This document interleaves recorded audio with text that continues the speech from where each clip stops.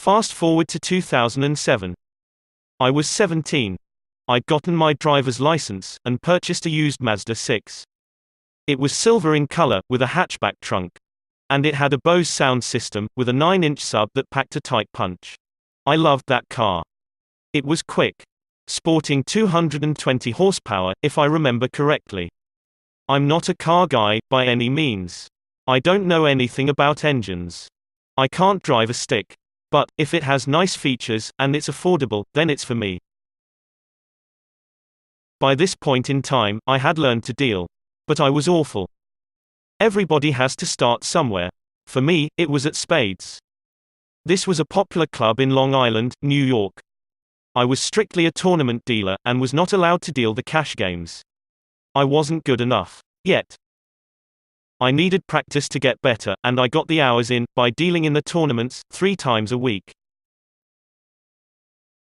Going back several months, I had found a website that offered a poker dealer school video training course. I made the purchase, and completed the course. I also purchased a book called The Professional Poker Dealer's Handbook. Really, it was more like a 247-page manual. It had a plethora of information in it. It seemed to cover just about everything you needed to know about being a professional poker dealer. I read the entire thing, cover to cover. It was a very useful tool. If you pull it up on Amazon, and take a look inside, you'll see why.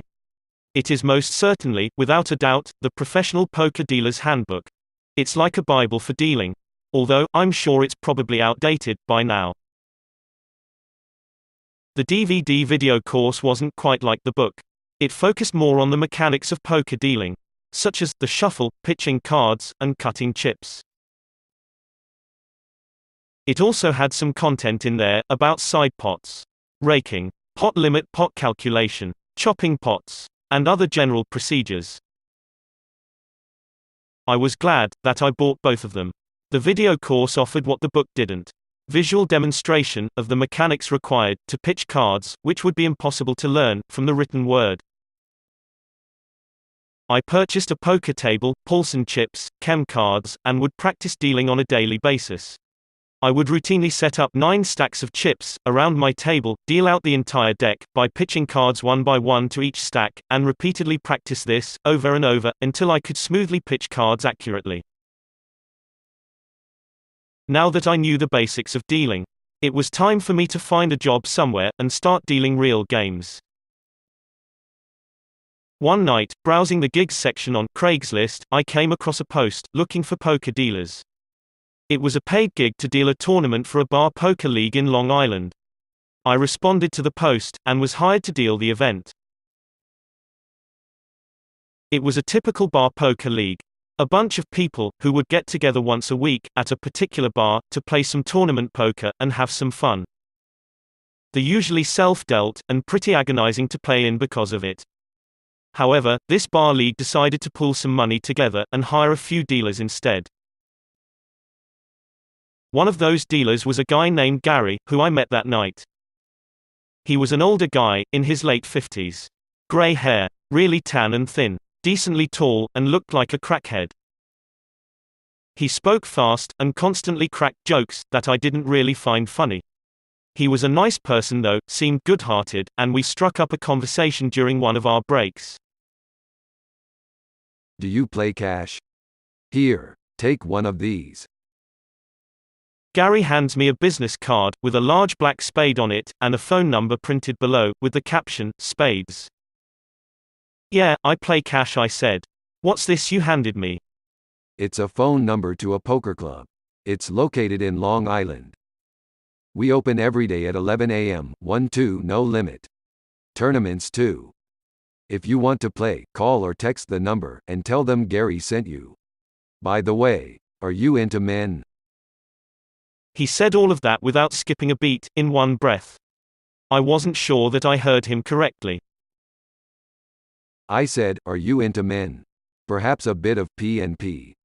I'm into women. Sorry. No problem, kiddo. Do you play Pot Limit Omaha? I've played it before, but I'm not good at it. I really don't know what I'm doing. Well, if you feel like playing some PLO, give me a call. Good looking. I play at the warehouse.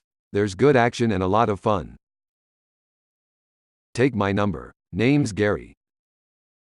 I took out my phone and saved Gary into my contacts.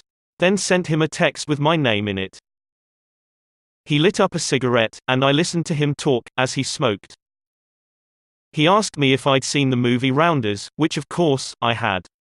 He then gave me a brief history lesson.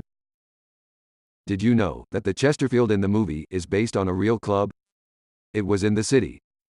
No, I didn't know that. Is it still around? It was shut down years ago.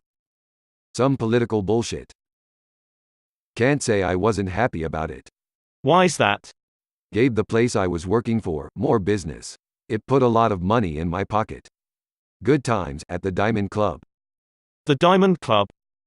Yup, great card room. First one in the city to have dealers.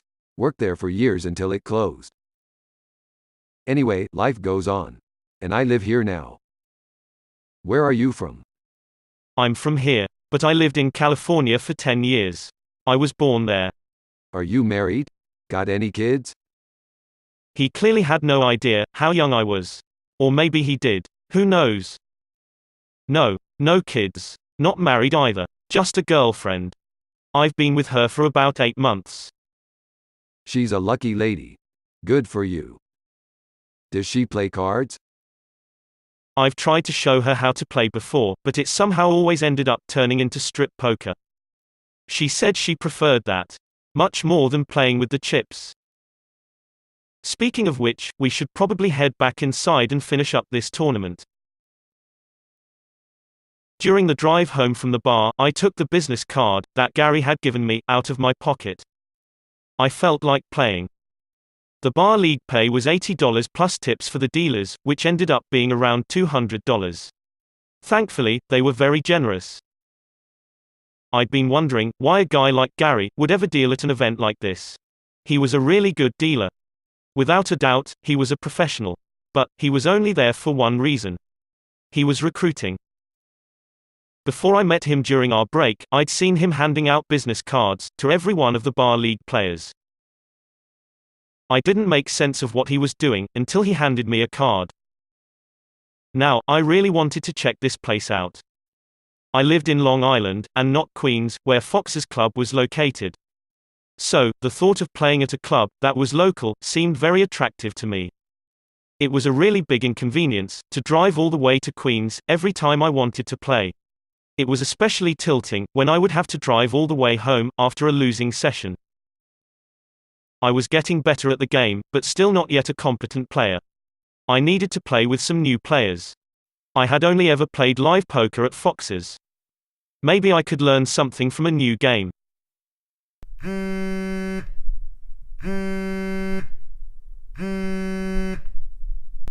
My phone vibrates. I take it out of my pocket, then click the button on the side to spring it open. It's Gary. Cards, kiddo? There's a game on at Spades. I'll give you $100 as a new player bonus. End of part 2.